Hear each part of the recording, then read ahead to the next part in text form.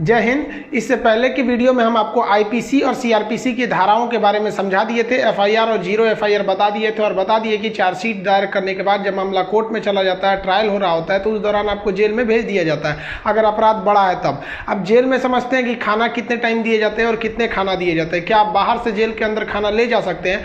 और क्या उम्र कैद 14 साल की होती है और जेल में एक दिन 24 घंटे का न होकर क्या 12 घंटे का होता है? और फांसी की सजा सुनाते दौरान जज कलम क्यों तोड़ देता है? और फांसी से पहले कौन कौन सी ऐसी इच्छाएं हैं जिसे आखिरी ख्वाहिश समझ के पूरी की जा सकती है? देखिए, जो जेल होता है वो राज्य सरकार के अधीन काम करता है और जेल की जो पुलिस होती है वो नॉर्मल पुलिस से अलग होती है। ये इसका प्रशासन पूरी तरह इस जेल प्रशासन के अंदर होता है। इसमें बहुत कम पुलिस वाले होते हैं, जो ज्यादा मिलेंगे आपको बाहर ही। अंदर पुलिस वाले बहुत कम मिलते हैं। अंदर का जितना काम होता है वो कैदी ही करते हैं। कैदी जब शुरू में जाते हैं तो उन्हें नंबर नहीं दिया जाता है। हाँ, जब उनकी सजा मुकर्रर कर दी जाती है, ज्यादा दिन की सजा है, तब उन्हें नंबरदार बना दिया जाता है। ऐसे आप जाइएगा 10 दिन 14 दिन के लिए तो नंबर नहीं बनाएगा, ऐसे ही छोड़ देगा। यही कपड़ा पे छोड़ देता है, कपड़ा भी नहीं देगा आपको अलग से। लेकिन हाँ, अगर ट्रायल लंबा चलने वाला आपका तब आपको नंबर देगा और आपको बैरक बताएगा किस बैरक में। उसमें कई बैरक होते हैं, यानी सेक्शन होते हैं। मतलब खतरनाक वाले को किस साइड में रखना है, जो नॉर्मल आया है पता है, जेलर को पता है कि भाई सभी आया अभी 7 दिन में चल जाएगा, तो उसको दूसरे बैरक में रखता है। जेल में नाश्ता खाना सब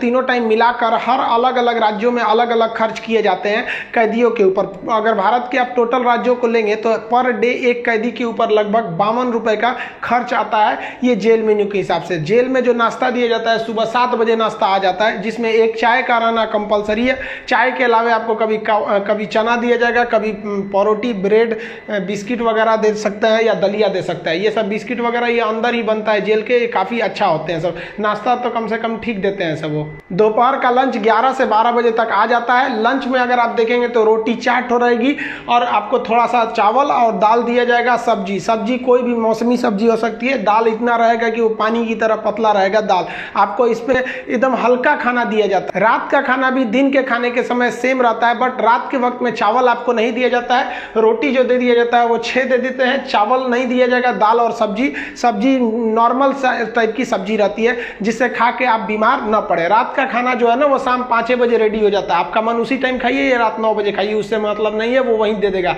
रात में खाइएगा तो आपको कोई गर्म करके देने वाला नहीं है, क्योंकि कैदी ही इस खाने को बनाए रहते हैं। इस खाने को जानबूझ के इतना हल्का रखा जाता है। तेल, नमक, मसाला मतलब एसिडिक चीज नहीं रखा जाता है, मतलब एकदम सादा दिया जाता है ताकि आप बीमार ना पड़े। क्योंकि जेल के अंदर जो हॉस्पिटल होता है बहुत नॉर्मल होता है, थोड़ी बड़ी चीज का इलाज हो सकता है। जेल के अंदर तो कई बार ऐसा होता है कैदियों को खाना सूट कर जाता है, आते हैं दुबला पतला मोटा के चले जाते हैं कई जो कैदी यहाँ से। देखिए, जेल के अंदर उसका अपना कैंटीन भी होता है, जहां से आप अपने जरूरत की चीजों को खरीद सकते हैं। जैसे मान लीजिए किसी को एक्स्ट्रा खाना खरीदना है तो वो एक्स्ट्रा ले सकता है। उसे लिखवाना पड़ेगा कि भाई जेलर साहब से कि भैया हमको इतना में पेट नहीं भर रहा, हमको 12 गो रोटी दीजिए, तो उसको दे देगा, खाना एक्स्ट्रा दे सकता है। आप चाहते हैं कि बाहर से मंगवा दे, घर से खाना मंगा दे, तो इसके लिए भी लिखवा के मंगाना पड़ेगा। लेकिन ये क्या होता है कि आपको बार बार अलाउ नहीं किया जाएगा। खाना आएगा तो वो भी चेक किया जाता है, बार बार अलाउ नहीं करेगा। हाँ, लेकिन घर से जो मिलने उलने जाते हैं लोग, अचार सलाद उलाद का सामान दे देते हैं, क्योंकि आपको जब चटनी अचार ये सब वहाँ पे नहीं मिलता है। वहाँ जब जाइएगा तो आपको बर्तन वर्तन खरीदना पड़ेगा। प्लास्टिक के चम्मच वगैरह रहते हैं सब, नहीं तो ऐसे दे देगा स्टील का, तो घोंप घाप देगा सब अपने में। सब वहाँ छाटले पहुँचता है सब। वहाँ की कैंटीन से आप खरीद सकते हैं। आपके पास पैसे रहने चाहिए और आपकी फैमिली से भी जो सामान आता है आप उस सामान को रख सकते हैं। देखिए, जब आप जेल में जाते हैं तो जेन्युइन आप कुछ पैसे लेके जाते हैं, और अगर लंबे दिन तक रह गए तो जो आपसे मिलने जाता है वो भी पैसे आपको दे देता है। लेकिन इस पैसे का मिसयूज हो सकता है। जो आपसे सीनियर कैदी हैं सब ना, जो मरखा टाइप का छीन लेंगे सब पैसा। तो इसको बचने के लिए क्या किया गया है कि जो जेल है, जेल का अपनी करेंसी होती है। ये भारत सरकार वाला रुपया आरबीआई वाला नहीं चलता है, वहाँ कूपन चलता है। ये कूपन जो होते हैं, आपके पैसे को कूपन में बदल दिया जाता है। तो आपकी करेंसी कूपन में बदल दी जाएगी और आप मैक्सिमम 2000 रुपए का ही कूपन रख सकते हैं। वो कूपन आपको 2 रुपए का मिलेगा, 5 रुपया, 10 रुपया, 20 रुपए का, इसी टाइप का कूपन मिलेगा। ये आपको दिया जाएगा। अब इस पे ना एक विशेष कोड किया जाता है कि भाई आप ही के नंबर का ये रहेगा, आप ही के नाम का, तो दूसरा कोई इसको चला नहीं सकता है कैंटीन में ले जाकर। इसलिए इससे आप आराम से बच सकते हैं। ये रखेगा तो कोई भी चला सकता है। अब 2000 से ज्यादा आप नहीं रख सकते हैं कैश। अगर कैश पकड़ा गया तो जब्त कर लिया जाता है और आपकी सजा भी बढ़ा दी जाती है। हालांकि बहुत से पहुंचने जो जान पहचान वाले कैदी होते हैं सब सीनियर,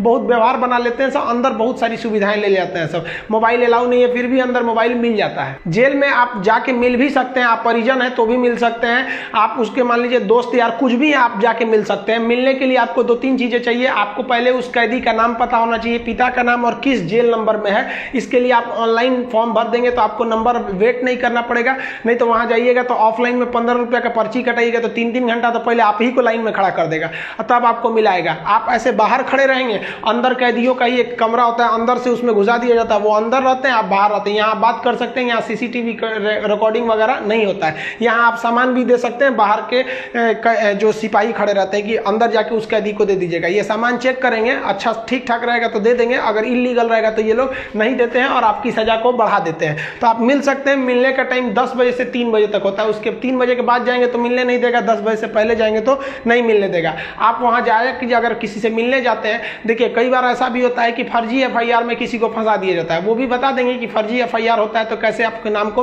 हटाया जा सकता है। और बहुत से स्टूडेंट्स को इस बात का डर रहता है कि जब वो तैयारी कर रहे होते हैं तो उनका पड़ोसी वाला उल्टा सीधा केस में फंसा देता है, FIR करा देता है, तो टेंशन में आ जाते हैं कि मेरी नौकरी चली जाएगी। अरे भाई हम गारंटी देते हैं नहीं नौकरी जाने देंगे। अब उसको भी वीडियो में समझा देंगे कि कैसे आपके ऊपर FIR हो गया है तो उसे कैसे कटवा सकते हैं, और आप स्टूडेंट हैं, आपका FIR हो गया, नाम चला गया, फिर भी आपका जॉब होगा, गारंटी बोलते हैं कि होगा। अब बहुत से लड़कों का ऐसा कराए भी हैं, और नियम है, हम क्या अपने घर से कराए, नियम है, बस आप नहीं जानते वो अलग बात है। तो आप उन लोग के लिए गिफ्ट वगैरह लेते जाइएगा। गिफ्ट मतलब क्या चीज, खाने पीने का अचार वचार ले लीजिएगा, थोड़ा सा घी वगैरह ले लीजिएगा, ताकि अंदर अच्छा खाना नहीं लगता है, बाहर का इतना ज्यादा आइटम रहता है, अंदर जाके आदमी उब जाता है। गुटखा वगैरह नहीं ले जा सकते क्योंकि अंदर जो सफाई का काम होता है वो कैदियों को ही करना रहता है। गुटखा दे देंगे तो खा के थूक देगा।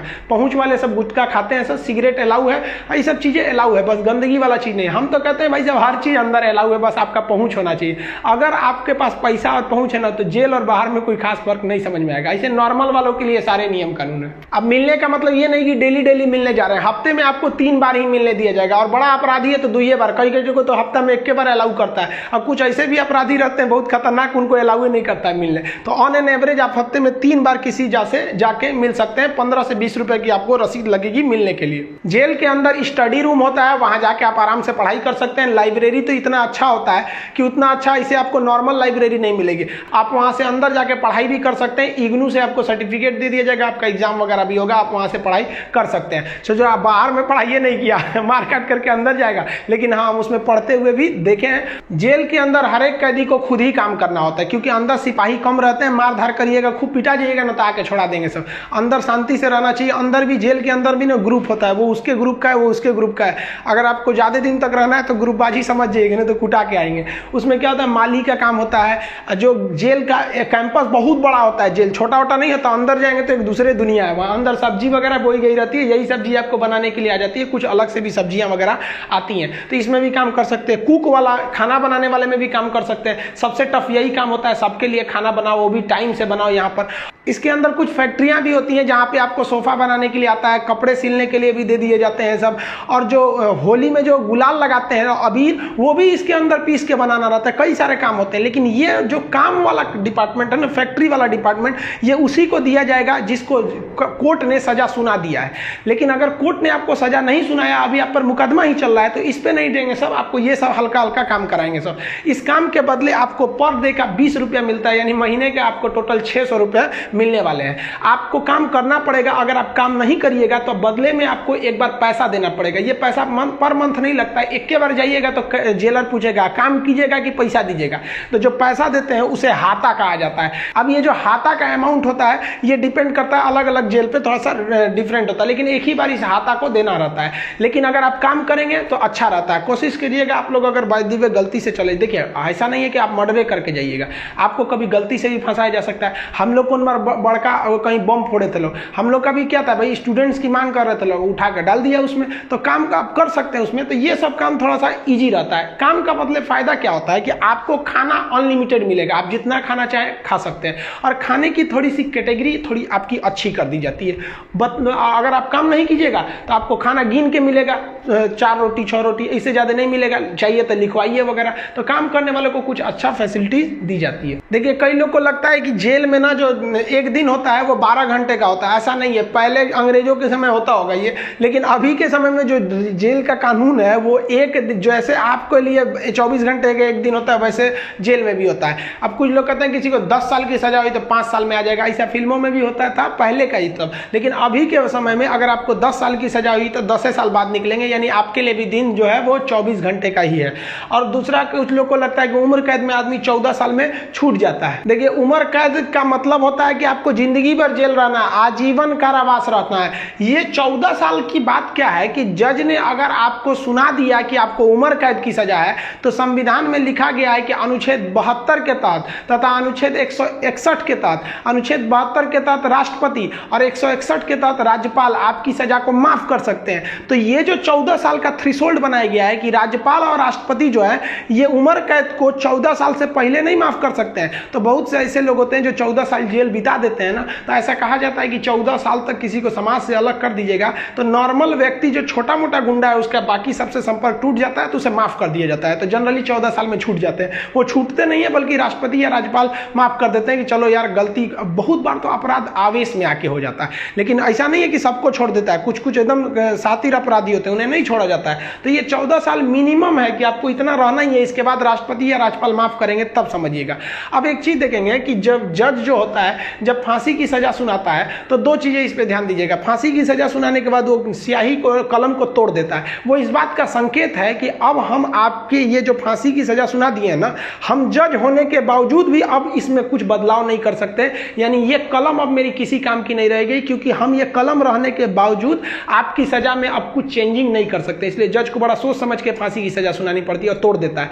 ये तोड़ने की प्रक्रिया एक संकेत है, ऐसा नहीं है कि उसमें तो दूसरा कलम से नहीं लिख देगा। ये केवल एक दिखाने के लिए संकेत होता है। कैसे दुल्हा जाता है तो एक परछावना होता है उसका, वैसे एक तरह से समझिए तो ये। और इस पे लिखा जाता है टू हैंग टिल डेथ, लटकाओ तब तक जब तक मर न जाए। क्योंकि इतिहास में एक बार घटना हुई थी, एक जज साहब ने फैसला सुना दिया था कि इस अपराधी को फांसी पर लटका दिया जाए। अब जब उसे लटकाया गया तो कहा जाता है कि वकील जो था वहां पे ऑब्जेक्शन कर दिया कि लटका दिए, अब हटा दीजिए, क्योंकि आपने ये कहा है कि लटकाया जाए तब तक जब तक ये मर न जाए। अब तो लटकाने का फैसला दिया था, फांसी पर लटक गया, आप जल्दी उतारिए। इस तरह की एक कई सारे पहले के मिथ हैं। अब इसके 100% सत्यता की हम गारंटी नहीं लेते हैं, क्योंकि ऐसी कहानियां बहुत हैं। तो वो लिख देता है कि हैंग टिल डेथ, तब तक लटकाइए जब तक ससुरा मर नहीं जाता है। तो फांसी की जब सजा दी जाती है तो जल्लाद जब सजा दे देता है तो वहां एक मजिस्ट्रेट रहते हैं, एक डॉक्टर रहता है और जेल सुपरिटेंडेंट रहता है। फांसी पे लटके ही रहिएगा, डॉक्टर चेक करेगा, ससुरा अभी बचल है, छोड़ दो, अभी 10 मिनट और छोड़ दो।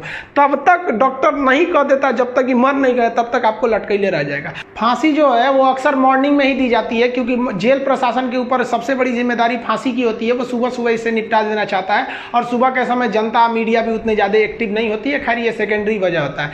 फांसी घर में जब कैदी को लाया जाता है तो जल्लाद इस कैदी का चेहरा नहीं देख पाता है, क्योंकि पुलिस पहले ही उसके चेहरे को काले कपड़े से ढक देते हैं। जल्लाद जो होता है उसे काले कपड़े में पहना के फिर फांसी पर लटकाता है। इसे कपड़े ढकने का एक और रीजन है कि जब फांसी लगाई जाती है, किसी को फांसी दिया जाता है, तो उसके आंख वगैरह काफी मतलब तड़पता है, तो एक होता है ना कि थोड़ा सा खराब लगेगा उस वजह से। तो यहाँ पर जो जल्लाद होता है इसे पहले ही, इसको फांसी लगाने से पहले इसे कपड़ा ढक के इसको लटका दिया जाता है। लटकाने से पहले इसे जब फांसी देना होता है तो उससे पहले इससे पूछी जाती है आखिरी ख्वाहिश। यहाँ वो अपने पसंद का खाना खाने को कह सकता है, अपने रिश्तेदारों से मिल सकता है, या कोई धार्मिक ग्रंथ कह सकता है कि हम उसको पढ़ना चाहते हैं। इससे ज्यादा उसकी कोई ख्वाहिश नहीं पूरी की जाएगी। ऐसा नहीं कहेगा कि हमको मर्सिडीज में घुमा दीजिए, ये मरने वाला होता है, इसकी ख्वाहिश क्या बची रहती है। इन सबको तो अपने तबीयत खराब हो जाता है। जब इसके कपड़े में जल्लाद जब फांसी देने जाता है तो इसके कान में कहता है कि मुझे तुम माफ करना, मतलब ये हमारी ये तो मजबूरी थी, भगवान के लिए मुझे माफ कर दो, या अल्लाह के लिए मुझे माफ कर दो, तुम्हें अपने भगवान का वास्ता, जिस धर्म का ये अपराधी है। क्योंकि भाई इसमें कैद, ये जो जल्लाद का है इसका क्या दिक्कत है, इसको तो जज ने जो आदेश दिया वो इसको पालन करना है। फांसी के बाद इसके जो बॉडी होती है वो पोस्टमार्टम के लिए भेज दिया जाता है, फिर घर वालों को दे दिया जाता है। आप जिस धर्म के हैं उस धर्म के हिसाब से इनका अंतिम संस्कार आप कर लीजिए। आई होप आप जेल मेन्यू समझ गए होंगे। नेक्स्ट वीडियो में बता देंगे कि फर्जी FIR से कैसे बचा जा सकता है। मिलेंगे नेक्स्ट वीडियो में, तब तक के लिए जय हिंद।